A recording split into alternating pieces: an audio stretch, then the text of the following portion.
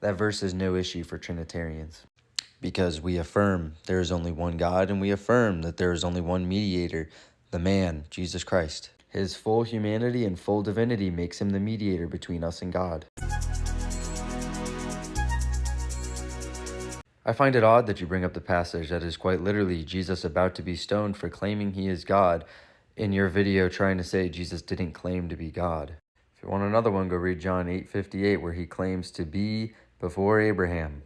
Yes, he invokes the divine name, I am, Yahweh.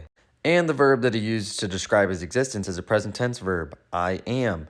But he's describing his existence before somebody who has already passed away, Abraham. So he says before him, who's dead, I am, currently.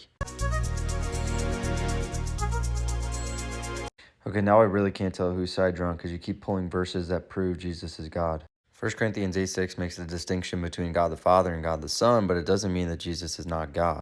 Almost every time that God is referred to in the Old and New Testament, it is referring to the Father, unless context says otherwise, such as this verse in Titus. Yeah, see, the thing about that is it's talking about declarative knowledge. Let's take 1 Corinthians 2:2, for example, where Paul says, "To you I chose to not know anything except Christ crucified." Obviously, Paul didn't just forget everything else that he learned in his entire life. But in that moment, all that was meant to be declared was Christ crucified.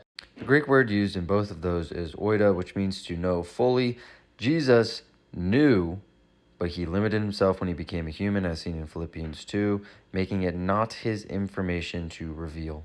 So in both cases, we see the same word used not to talk about knowledge that is not possessed, but to talk about knowledge that is not meant to be declared. So yeah, Jesus is still God.